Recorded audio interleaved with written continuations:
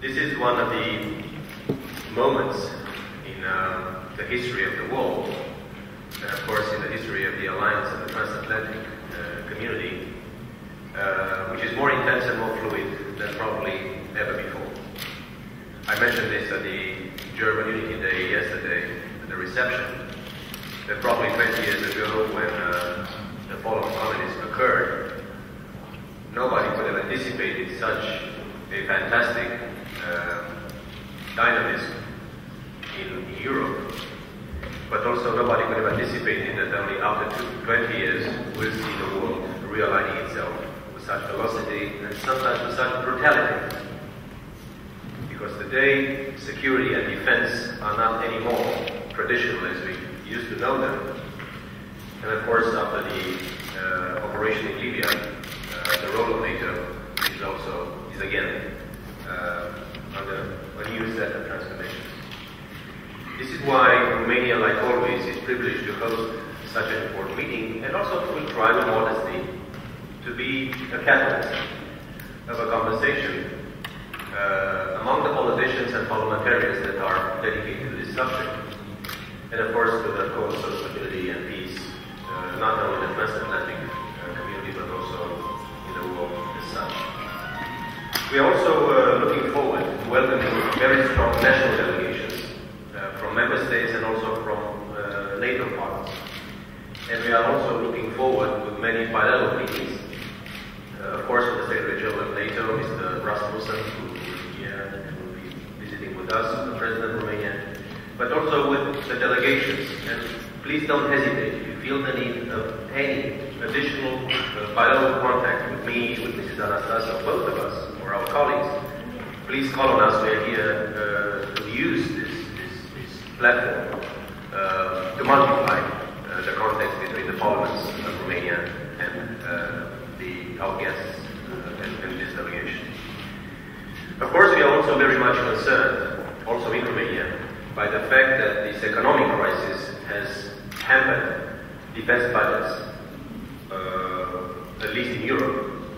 And we understand the concern of our American friends and allies that is such a decline, in some cases sharp decline, and in Romania's case a very sharp decline, could affect on the long run not only our capacity to act together, but also the coherence of our alliance.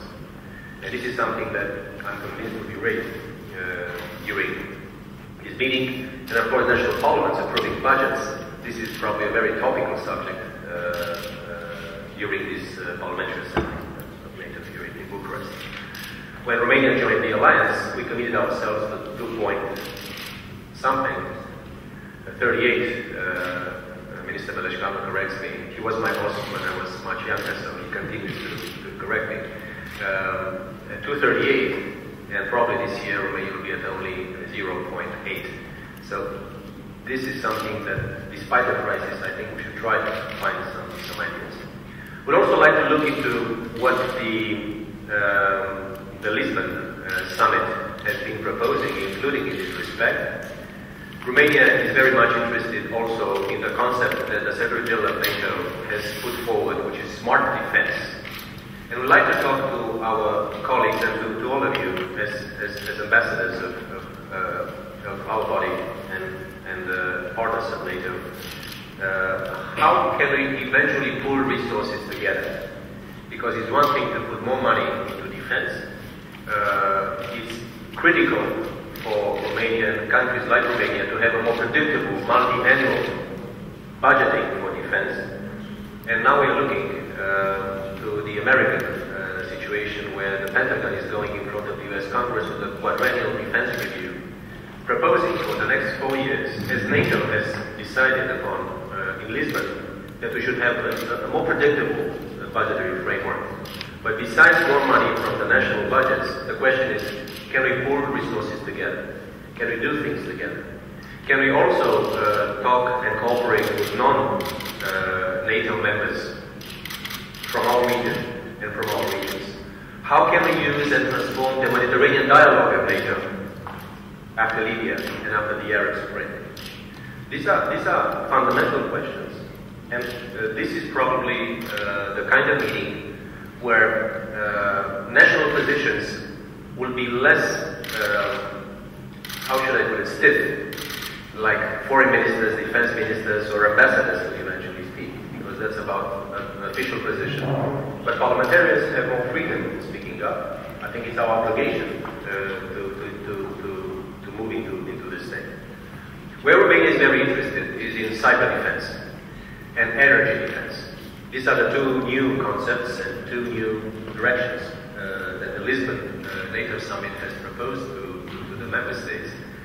And in both respects, Romania is keenly interested in finding a common answer, including when it comes to other institutions like the EU, that is talking and trying to have a great conversation with countries like Russia when it comes to energy, not only in terms of security, but also in terms of commercial routes and predictability in supply of natural gas and energy as such.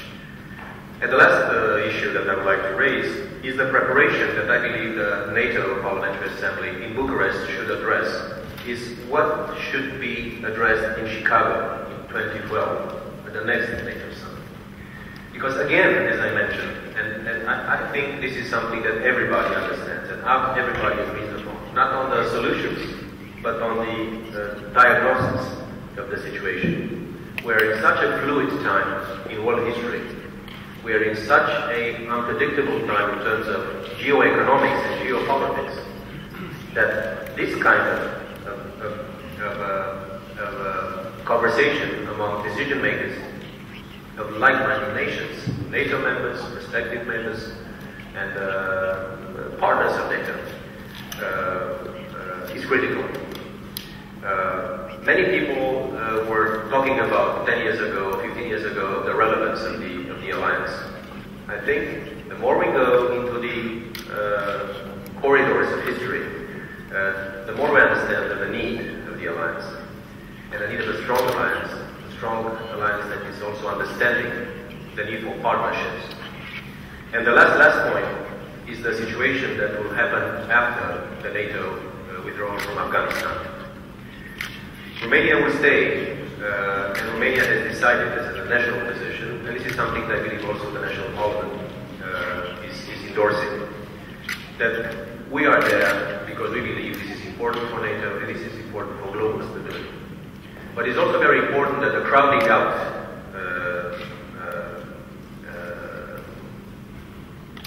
syndrome will not be putting the most vulnerable Afghan provinces in front of the weakest of our capabilities. This is critical because exiting Afghanistan is not such a difficult thing, but keeping the region stable after we withdraw, this is something which is far more complex. And this is something that all of us, including other countries like Russia, like China, like India, major powers, emerging or re-emerging, should be involved, I believe, in such a dialogue, to making sure that this middle corridor of Eurasia is stable, because this is critical to global security, and this is something that I believe goes beyond the mere NATO interest and member states. This is, I think, a global interest. These are a couple of things that I believe will be addressed during this NATO Parliamentary Assembly. There will be, of course, more practical issues. You know already the agenda. But I'm stopping here, inviting you today to let us know, myself and Speaker Anastas, and our colleagues, to know if there are any issues that would like to be raised, addressed. We'll try to be as good host as we possibly can be.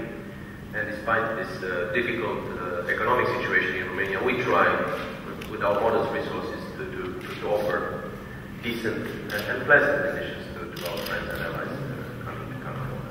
I stop here and invite the Speaker.